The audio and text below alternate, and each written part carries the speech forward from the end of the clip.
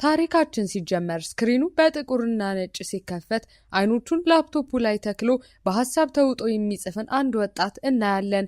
ብዙም ሳይቆይ የክፍሉ በር በተከፈተ ቁጥር ተማሪዎች እየተጎረፉ ሲገቡና በደስታ ሰላምታ ሲለዋወጡ ጸጥታው በህይወት ጫጫታ ይተካል። በዚህ መሃል የተማሪዎች ትኩረት ከአዲስ አበባ ወደ ትምህርት ቤታቸው አዲስ እንደመጣች በሚነገርላት ሺና ላይ ያርፋል። ቆይ ከዛ በፊት አሁን ላይ 0 ሰብስክራይበር ነው ያለን። እቅዳችን በዚህ 90 ቀን ውስጥ 100,000 ሰብስክራይበር ለመግባት ነው። አንችልም? እንችላለን። ሰብስክራይብ አድርጉ።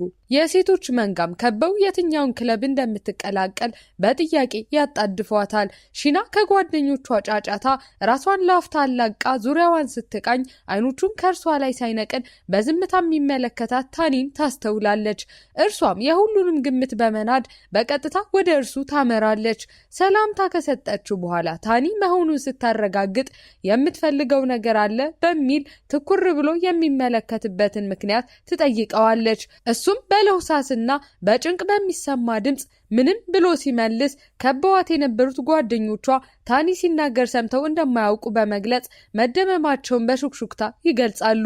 ነገር ግን ባልተጠበቀ ቅጽበት ታኒ ከተቀመጠበት በድንገት ብድግ በማለት ልቦለድ ማንበብ ትወጃለሽ ሲል ይጠይቃታል። ሺና መልስ ከመስጠቷ በፊት የጓደኞቿ ከፍተኛ ሳቅ ክፍሉን ያናውጠዋል። ምን ነው ጓዶች? ጥያቄ እኮ ነው የጠየቀው። ለማንኛውም በሁኔታው ክፉኛ የተሸማቀቀው ታኒም ከሚሰማው ከፍተኛ የህፍረት ስሜት ለማምለጥ ላፕቶፑን እንደጨበጠ ከክፍሉ እየሮጠ ይወጣል። ማንም ወደማይደርስበት የትምህርት ቤቱ ጣሪያ ላይ ከወጣ በኋላ ብቸኝነቱን ተገና አድርጎ ልቦለዶችን እጠላለው የሚሉትን ቃላት በላፕቶፑ ስክሪን ላይ በንዴት ይቸከችካል። ይህ የመክፈቻ ትዕይንት በዚህ ሲጠናቀቅ ታሪካችን ምዕራፍ 1 ወደሚለው የመጀመሪያ ክፍሉ ያመራል። በስነ ጽሑፍ ክበብ ክፍል ውስጥ ታኒ በመስኮት ወደ ውጭ በሐሳብ ተውጦ ሲመለከት የክበቡ ሊቀመንበር ሚሳኪ ወደ ክፍል ገብቶ ጸጥታውን ይሰብረዋል። ከሴት ጋር ፊት ለፊት መነጋገር እንኳን የማይችለው ሰው ሺናን እንዴት ወደ ክበቡ ሊጋብዝ ይችላል ሲል በቁጣ ይናገራል። ታኒ በብስጭት እንግዲያውስ አንተ ጋብዛት ሲል ይመልስለታል። ሚሳኪም እንደሞከረና እንዳልተሳካለት ይገልጻል። ክበባቸው የቀድሞ ዝናው መክሰሙንና ሊዘጋ የቀረው ጥቂት እንደሆነ ሲያስረዳ ብቸኛ የማዳኛ መንገዳቸው ሺናን ማስፈረም መሆኑን ይናገራል። ነገር ግን ለምን እርሷ ብቻ ይህንን ማድረግ እንደምትችል የሚገልጸውን ሚስጥር ለጊዜው መናገር አይፈልግም። ታኒ ከስነ ጽሑፍ ክበቡ ክፍል ጸጥታን ሰንጥቆ ለመውጣት ሲንቀሳቀስ የሚሳኪ ድምጽ በድንገት ታኒ ብሎ ይጠራዋል። በዚህም በመካከላቸው የነበረው የቀድሞ ቅርርብ በመጋለጡ ታኒ በድንገት ሲቆም ሚሳኪ ይህ በመካከላቸው ብቻ ሊቀር የሚገባው ሚስጥር እንደሆነ በቁጣ ያስረዳዋል። ከጀርባቸው ቆማ የነበረችው ሌላኛዋ ተማሪ ግን ይህንን ምልልስ በጆሮዋ ስትቀዳው የሚስጥሩ ክብደት በአየር ላይ ተንጠልጥሎ ይቀራል። ትዕይንቱም በተጠበሰ ቡና መዓዛ ወደ ታወደው ካፌ ሲሸጋገር ታኒ ከአሳታሚው ካኖ ጋር ፊት ለፊት ተቀምጦ ይታያል። ካኒም የታኒን አዲስ ረቂቅ ልበወለድ እየገመገመች ስራው ከባለሙያ ደራሲ የማይጠበቅ ድክመት እንዳለበት በሰላ ቃላት ትነቅፈዋለች። በቃ ዝባዝንኬ ነው እንደዛ ነው ያለችው። ለማንኛውም በሚሊዮን የሚቆጠሩ አንባቢዎች አዲሱን ስራውን በታላቅ ጉጉት እየጠበቁ መሆኑን እያስታወሰችም የተሸከመውን ታላቅ ኃላፊነት እንዳያቃልል በቁጣ ታስጠነቅቀዋለች። ታኒ ግን ይህንን ሁሉ ሲሰማ በሐሳብ ተውጦና እምቢተኛ በሆነ መንፈስ ራሱን ነቅንቆ ይቀበላታል። በቀጣዩ ትዕይንት ታኒ በአንድ የመጽሐፍት መደብር ውስጥ በመደርደሪያዎቹ መካከል ሲንከራተት አይኖቹ በድንገት በሺና አዲስ በታተመ መጽሐፍ ላይ ያርፋሉ።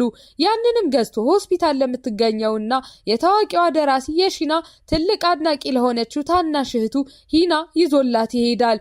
እህቱም ከታኒ መጽሐፍት በተቃራኒ ገበያ እንደወጡ ስለሚያልቁት የሺና ልብ ወለዶች በንጹህ ደስታ ስታወራ የታኒ ልብ በቅናትና በብስጭት እሳት ነበልባል ውስጡን ይለበልበዋል።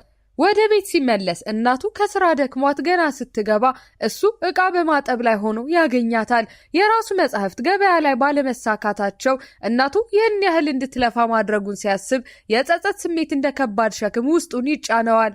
እናቱ ግን ድካሟን ደብቃ አዲሱን ልብ ወለዱን በታላቅ ጉጉት እንደምትጠብቅ በመንገር የሞራል ድጋፏን ስትሰጠው በቃ እዚህ ጋር ነው እናትነት የሚፈተነው። አንተ ተስፋ በቆረጥክበት ሰዓት እንኳን ካንተ በላይ በአንተ የምታምን ብቸኛ ሰው እናትህ ናት። ለማንኛውም በህመሟ ምክንያት ሆስፒታል ከምትሰቃየው እህቱና ከዚህ ዓለም በሞት ከተለየው አባቱ የተረፈው ከባድ የቤተሰብ ኃላፊነት ጫንቃው ላይ የበለጠ ይከብዳል።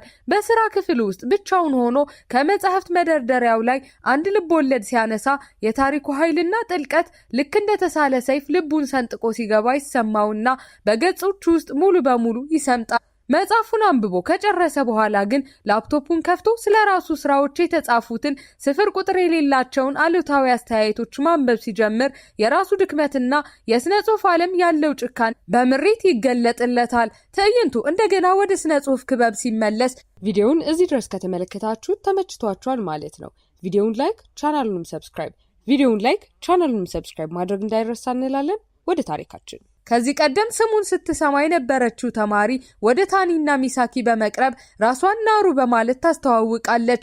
የታኒን የብዕር ስም እንደምታውቅና ስራዎቹን በሙሉ እንዳነበበች ከገለጸች በኋላም ልቦለዶቹ ልቧን እንደነኩትና እሷም እንደሷ አንባቢን ማንቀሳቀስ የሚችል ታሪክ የመጻፍ ህልም እንዳላት በንጹህ አድናቆት ትነግረዋለች። ይህ ንግግር ልክ እንደ ቀዝቃዛ ውሃ ፊቱ ላይ ሲደፋበት ታኒ በውስጡ በሚንተከተከው ምሬትና ተስፋ መቁረጥ ተገፋፍቶ ፌዝ ስሜት ይስቃል። ከዚያም ወደ ናሩ ዞሮ ልቦለድ ልብን ማንቀሳቀስ እንደሌለበት ይነግራታል። ምክንያቱም ሁሉም ታሪኮች ከእውነት የራቁና ልብ ወለድ ፈጠራዎች ብቻ በመሆናቸው ምንም ትርጉም እንደሌላቸው በብርድነት ያስረዳታል። በመጨረሻም ልቦለድ ከንቱ ነው በማለት የራሱን ብቻ ሳይሆን የናሩንም ህልም በአንድ አረፍተ ነገር አፈር ያስበላዋል። ከስነ ጽሑፍ ክበቡ ክፍል ውጭ ቆማ ማንም ሳያስተውላት የሺና ጆሮዎች የታኒን ቀዝቃዛና የተሰላቸ ድምጽ ሲያዳምጡ ንዴቷ ደሟን አፍልቶ መላ ሰውነቷን ይቆጣጠራታል። በዚህ ቅጽበት አንዳች ማመንታት ሳታሳይ ክፍሉን በርግዳ በመግባት የተዘረጋ እጇ በቀጥታ የታኒን ጉንጭ ላይ ሲያርፍ በክፍሉ ውስጥ ሰፍኖ የነበረው ጸጥታ በጥፊው ድምጽ ይረበሻል። ሺናም የልብ ወለድ አምላክ እስከመባል የደረሰ ደራሲ ሆኖ ሳለ እንዲህ አይነት ክብር የጎደለው ንግግር ለታናሽ ማውራቱ ምን ያህል አሳፋሪ እንደሆነ በቁጣ ከነገረችው በኋላ ከእርሱ ጋር በአንድ ክፍል ውስጥ መቆየትን እንደምትጸየፍና የስነ ጽሑፍ ክበቡን በፍጹም እንደማትቀላቀል በቁርጠኝነት ገልጻ ከክፍሉ ትወጣለች። በሌላ ጊዜና ቦታ ታኒ ከአሳታሚው ካኖ ጋር በአንድ ካፌ ውስጥ ተቀምጦ ስለገጠመው የፈጠራ ድርቀት ሲወያዩ ካኖ የችግሩ ምንጭ የታኒ በራስ መተማመን ማነስ እንደሆነ በቀጥታ ይነግረዋል። ለዚህም መፍትሄ ይሆናል ብላ የምታምንበትን አንድ ሀሳብ ታቀርብለታለች። ይኸውም የፈጠራ ችሎታውን የሚያሳድግለትና የልብ ወለድ ሽያጩን የሚያነቃቃለት በመሆኑ የታሪኩን መስመር ከሚያዳብርለት ሌላ ሰው ጋር በጋራ እንዲሰራ ስታቀርብለት ታኒም በሀሳቡ ተስማምቶ ለመሞከር ይወስናል። የሚገርመው እኮ እዚህ ጋር ነው። ችግሩን ለመፍታት የቀረበ መፍትሄ ከችግሩ የባሰ ነገር ይዞ ይመጣል። የህይወት ህግ ነው መሰል። ለማንኛውም ካኖ ወዲያውኑ ከታኒ ጋር በጋራ የምትሰራውን ሰው በስልክ ስትጠራና ማንነቷን ስትገልጽ ያልተጠበቀው ነገር ይከሰታል። ለስራው የተመረጠችው ባልደረባ ከደቂቃዎች በፊት በጥፌ የመታችው ሺና መሆኗን ሲረዳ የታኒ ዓለም በድንጋጤ ይናጋል። ይህ እውነታ ሲገለጥ ሌላ አስደንጋጭ ሚስጥርም አብሮ ይወጣል። ሺና በስነ ጽሑፍ ዓለም ውስጥ በስፋት የምትታወቀው ያቺ ዝነኛ ደራሲ ራሷ መሆኗ ይታወቃል። ይህንን ተከትሎ ታኒ በክፍል ውስጥ ሚሳኪን ገስጸው የነበረ ሁኔታ ትርጉም ያገኛል። ሚሳኪ የሺናን እውነተኛ ማንነት አስቀድሞ ስለሚያውቅ ክበቡን እንድትቀላቀል አጥብቆ ይፈልግ የነበረው ለዚህ እንደሆነ ይገለጽለታል። ብዙም ሳይቆይ በሺና ጥያቄ መሰረት ሁለቱ በአንድ ካፌ ውስጥ ሲገናኙ ሺና የትብብራቸውን ህግ በግልጽ ታስቀምጣለች።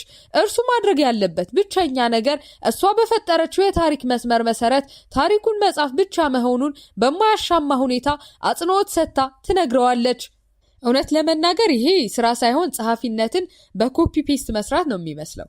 ለማንኛውም የምትተርከውን የታሪክ መስመር ስሜታዊ ብትሆንም ሰፊ አስተሳሰብ ያላት ነገር ግን በሰዎች ድርጊት ልቧ በመሰበሩ ራሷን ስለዘጋችው ቶኮ ስለተባለች ተራ የሁለተኛ ደረጃ ተማሪ ሲሆን የሚገርመው ነገር ግን ማንም የማያውቀው የራሷ የሆነ ሚስጥር እንዳላት ትገልጻለች። የሚገርመው ነገር የሺና የታሪክ መስመር የታኒን አእምሮ ሙሉ በሙሉ ስለሚቆጣጠረው በቅጽበት በዙሪያው ያለው ዓለም ግራጫነቱ ጠፍቶ በቀለማት ሲሞላ ይታየዋል።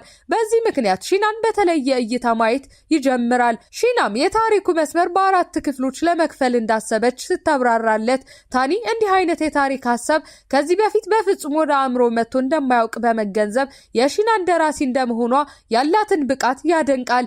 ነገር ግን ይህ ሁሉ ችሎታ ያላት ለምን አሁን መጻፍ እንዳቆመች ሲጠይቃት ሺና ጥያቄውን በቀዝቃዛ እይታዋ አድበስብሳ በማለፍ በትብብሩ ደስተኛ ለመሆኗን በግልጽ ታሳየዋለች።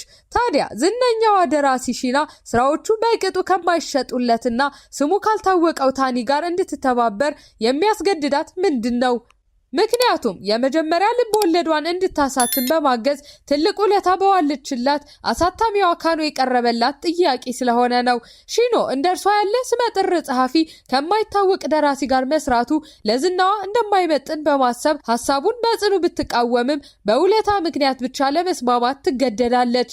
እኛ ጋር እንዳለው ብሂል ውለታን በዱባ ጥጋብን በእንባ አይደል የሚለው የሷም ጉዳይ እንደዛ ሆነ። ለማንኛውም ይህ የትብብር ሐሳብ ሲቀርብ በብስጭት የደመነ ፊቷና በንቀት የተሞላው ድምጿ አሁን ለሚታየው ቀዝቃዛ ባህሪዋ መሰረት በመጣል ታሪኩን ወደፊት ይገፋዋል። በትምህርት ቤታቸው የስነ ጽሑፍ ክበብ ክፍል ውስጥ ሺና በመጨረሻ ታኒን ስታገኘው ፊቷ ከቁጣ የተነሳ እንደ እሳት ይግላል። ለጋራ ታሪካቸው የጻፈው መቅድም ጥልቀት የሌለውና ላዩን ብቻ የሚነካ በመሆኑ ብስጭቷ ከቁጥጥሯ በላይ ይሆናል። ድምጿ በንዴት ተንቀጠቀጠ። ይህንን ስራውን ስትነቅፍበት ታኒ በበኩሉ ለመረዳት ቀላል የሆነ ታሪክ ለገበያ እንደሚመችና ልቦለዱን የበለጠ ተፈላጊ እንደሚያደርገው ሊያስረዳት ይሞክራል። ለገበያ ተብሎ የተጻፈን ስራ እንደ ስነ ጽሑፍ ለመቀበል ፈጽሞ የማትፈልገው ሺና ግን በቁጣ የእጅ ጽሑፉን ከሁለት ቀደውና እንደገና እንዲጽፈው በኃይል ታዘዋለች። ታኒም ልቦለዱን የሚጽፈው በእውነት ፈልጎ እንዳልሆነ ሲመልስላት ሺና የተቀደደውን ወረቀት ፊቱ ላይ ከወረወረችበት በኋላ ለልብ ወለዱ ይቅርታ እንዲጠይቅና ከምንም በላይ ለምን እንደሚጽፍ ራሱን እንዲጠይቅ አፋጣኝ ትዕዛዝ ሰጥታው ከክፍሉ ለቃ ትወጣለች። በማግስቱ ጠዋት በክበቡ ክፍል ውስጥ የነገሰው ውጥረት ጋብ ሲል ሺና በክፍል ውስጥ ያሉትን የመጻሕፍት ስብስቦች ስትመለከት የታኒ ልብ ወለድ ታነሳለች። በዚህ ጊዜ ታኒ ሳይታሰብ የሁለታቸው የአጻጻፍ ስልት እንደሚመሳሰል አስተያየቱን ሲሰጥ ይህ ያልተጠበቀ ምልከታ በመካከላቸው የነበረውን የበረዶ ግድግዳ ማቅለጥ ይጀምራል። በዚያው ቀን ወደ ቤታቸው በእግር ሲመለሱ ሺና ልብ ወለዶቹን አብሮ መጻፍ ከጠበቀችው በላይ አስደሳች እንደሆነ ስታምን ታኒም በበኩሉ ድሮ መጻፍ ስቃይ ይፈጥርበት እንደነበር ነገር ግን ከእርሷ ጋር መስራት ከጀመረ ወዲህ ያ ስሜት ሙሉ በሙሉ እንደጠፋ ይገልጻል። በዚህ ንግግሩ የተበረታታችው ሺናም ታኒ ለመጀመሪያ ልብ ወለዱ ተከታይ ክፍል እንዲጽፍ ሐሳብ ታቀርብለታለች። ይሄኔ ታኒ አንድ ትልቅ ሚስጥር ያወጣል። እንደውም የተከታይ ክፍሉን ግማሽ ያህሉን ቀደም ብሎ እንደጻፈው ነገር ግን ከአንባቢያን የደረሱት አሉታዊ አስተያየቶች በራስ መተማመኑን ስለነጠቁት ለመቀጠል ድፍረቱን እንዳጣ ያምናል። ሺናም በመጀመሪያ ተጠራጣሪ በማለት ከገሰጸችው በኋላ ድምጿን አለስልሳ እሷ የእርሱን ልብ ወለዶች ከልቧ እንደምትወዳቸው በቅንነት ትነግረዋለች። ይህም የእርስ በርስ መተማመንና መደጋገፍ የተሞላበት ቅጽበት ግንኙነታቸውን ከስራ ባልደረባነት አልፎ ወደ ጥልቅ መቀራረብ ያሸጋግራቸዋል። በሺና ድጋፍ በራስ መተማመኑን ዳግም ያገኘው ታኒ ለመጀመሪያ ልብ ወለዱ ተከታይ ክፍል የእጅ ጽሑፉን ናኦል የተባለ አሳታሚ ሲያስገባ ስራው ወዲያውኑ ተቀባይነትን ከማግኘቱም በላይ ናኦል ልብ ወለዱ በፍጥነት እንዲታተም እንደሚፈልግ ይገልጽለታል። ታሪኩ ወደ አራተኛው ምዕራፍ ሲሸጋገር የስነ ጽሑፍ ክበብ ሊቀመንበር የሆነው ሚሳኪ ታኒና ሺና ስለ አንድ ልብ ወለድ አጻጻፍ በጋለ ስሜት ሲከራከሩ ይመለከታል። በመካከላቸው ያለው የፈጠራ መንፈስ በጣም ከመግነኑ የተነሳ ለጥቂት ደቂቃ ክርክር ሳይሆን ፍልሚያ ነው የሚመስለው። ለማንኛውም ብልህና ብዙ ጓደኞች ያለው ሚሳኪ እንደሱ የመጻፍ ተስጦ ባይኖረውም ለሁለተኛ ደረጃ ትምህርት ቤት ህይወቱ መጥፎ እንዳልሆነ እያሰላሰለ ታኒ አሁን መጻፍ በእውነት የሚያስደስተው እንደሚመስል አስተያየቱን ይሰጣል። ታኒም ድሮ መጻፉን ይጠላ እንደነበር ካመነ በኋላ ነገር ግን ከሺና ጋር መስራት ከጀመርኩ በኋላ ሁሉም ነገር ተቀየረ በማለት ምላሽ ይሰጣል። በውይይታቸው መሃል ሚሳኪ መጀመሪያ ላይ ትብብራቸው ስኬታማ ይሆናል ብሎ እንዳልጠበቀ ሲገልጽ ታኒ በልቡ እሱና ሺና ምን ያህል የተለያዩ እንደሆኑ ያስባል። እሱ እንደ ሺና የትኩረት ማዕበል መሆን እንደማይችል ስለሚያውቅ በመካከላቸው የማይደፈር ግዙፍ ግንብ እንዳለ ይሰማዋል። ባልተጠበቀ ሁኔታ ግን ሚሳኪ ታኒ ማማረሩን እንዲያቆምና እሱ ልብ ወለዱን ማንበብ እንዲችል መጽሐፉን እንዲቀጥል በቁርጠኝነት ይጠይቀዋል። በሌላ በኩል ግን የታኒን ዓለም እስከ መሰረቱ ድረስ የሚያናጋ ዜና ከናኦ ይደርሰዋል። አሳታሚው የልብ ወለዱን የእጅ ጽሑፍ ከመመለሱም በላይ በወቅቱ ያለው የገበያ አዝማሚያ ቀለል ያሉ ታሪኮችን ስለሚፈልግ ህትመቱን ለመሰረዝ እንደወሰነ ይገልጽለታል። ይሄ ማለት ስራህ በጣም ምርጥ ነው፣ ግን ሰው የሚፈልገው ቆሻሻ ነገር ስለሆነ ያንተን አንፈልግም እንደማለት ነው። ለማንኛውም በዚህ ቀዝቃዛ የገበያ መክንዮ ፊት ለፊት ሲጋፈጥ ታኒ በድንጋጤ ይዋጣል። ከቢሮው ወጥቶ በጣለው ከባድ ዝናብ ውስጥ ወደ ቤቱ ሲመለስ በውስጡ የሚንቀለቀለው የቁጣና የተስፋ መቁረጥ ስሜት ገፍቶት ትምህርት ቤት ከመቅረት አልፎ የልብ ወለዱን የእጅ ጽሑፍ ቀዳዶ ክፍል ውስጥ ራሱን ይቆልፍበታል። ታኒ ስልኩን ባለማንሳቱ የሚጨነቀው ሚሳኪ እሱን ለመጠየቅ ወደ ቤቱ ሲመጣ የሚገጥመው የተበታተኑ ወረቀቶችና የተገለበጡ ዕቃዎች የሞሉበት የተመሰቃቀለ ክፍል ይሆናል። በዚህ ጊዜም አንድም ቃል ሳይተነፍስ የተበላሸውን ክፍል በዝምታ ማጽዳት ይጀምራል። ሚሳኪ ማለት ግን እውነተኛ ጓደኛ ነው። ሌላ ጓደኛ ቢሆን እኮ ምነው እጅህን አሞሃል እንዴ ብሎ ፎቶ አንስቶ ነው የሚሄደው። ለማንኛውም ከዚያም ታኒን በትኩረት እየተመለከተ ወደ ትምህርት ቤት እስኪመለስ ድረስ ከቤቱ ፈጽሞ እንደማይሄድ በቁርጠኝነት ያረጋግጥለታል። በሚሳኪ ጥረት ታኒ ወደ ትምህርት ቤት ሲመለስ ሺና የሆነውን ሁሉ ትረዳና በቀጥታ ወደ ትምህርት ቤቱ ጣሪያ በማምራት ተደብቆ የነበረውን ታኒን ታገኘዋለች። በዚያም ታኒ ልቡን በሐዘን ከፍቶ አሳታሚው ስራውን ውድቅ ማድረጉንና ልክ እንደ አባቱ ተቀባይነት የሌለው ጸሐፊ ብቻ በመሆኑ መጽሐፉን ማቆም እንዳለበት ሲነግራት ሺና በእንባ እየተናነቀች የእሱን ልብ ወለዶች እንዳይጠላና የእርሷን ታሪክ እስኪጨርስላት ድረስ እንደምትጠብቀው ትማጸነዋለች። ይህንን ተከትሎ ታኒ ከካኖ ጋር በመገናኘት መጽሐፉን ሙሉ በሙሉ በማቆም ለቤተሰቡ ሲል የቀን ስራዎችን እየሰራና እየተማረ ወደ ዩኒቨርሲቲ ለመግባት ማቀዱን ይነግራታል። ካኖ ሀሳቡን ልታስቀይረው ብትሞክርም እሱ ግን በሐዘን ተውጦ ከእንግዲህ መጽሐፍ እንደማይችል ሲያበክን በመጨረሻም አንድ ቀን ለመጻፍ ከወሰነ ለእርሷ እንዲነግራት ብቻ ቃል ታስገባዋለች። የታኒ ውሳኔ ግንኙነታቸውን ያሻክረዋል። ብዙም ሳይቆይ ሺና በፈተና ወቅት በከባድ የድንጋጤ ስሜት ተውጣ መሬት ላይ ትወድቃለች። ታኒ ወደ ሕክምና ክፍል ተወስዳ እስክትነቃ ድረስ ሲጠብቃት ስለሚንቀጠቀጡት እጆቿ ጥያቄ ያቀርብላታል። በዚህ ቅጽበት ሺና ዝምታዋን ትሰብራለች። በታኒ አድናቂዎች ናቸው ተብለው በሚታሰቡ አንባቢያን በሚደርስባት የስነ ጽሑፍ ስርቆት ክስ ምክንያት የመጽሐፍ ብዕሯ ሙሉ በሙሉ እንደተሰበረና አሁን ለመጻፍ በሞከረች ቁጥር ጭንቅላቷ ባዶ እንደሚሆን፣ ሰውነቷ እንደሚደርቅና እጆቿ እንደሚንቀጠቀጥ በለቅሶ ትነግረዋለች። ለካስ ይሄ ሁሉ ጊዜ ዝም ብላ ስትሰቃይ የነበረው በዚህ ምክንያት ነው። እኔ ደግሞ ዝም ስትል ትዕቢተኛ መስላኝ ነበር።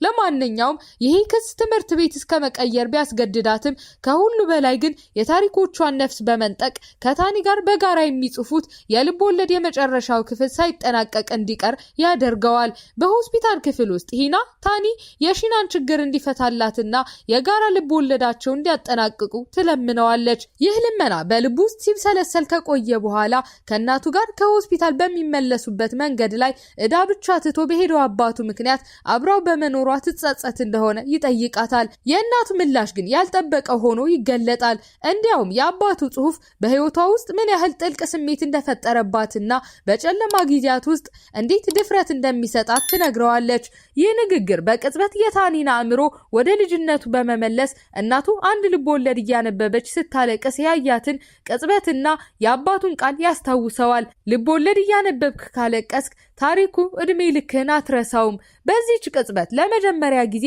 የአባቱ ማንነትና የስራ ዋጋ በአዲስ መልክ ይገለጥለታል። በአባቱ ታሪክ ባገኘው አዲስ መነሳሳት ተሞልቶ በማግስቱ ወደ ስነ ጽሑፍ ክበብ ሲያመራ ስለ ሺና ሁሉንም ነገር ከሚያውቀው ከሚሳኪ ጋር ይገናኛል።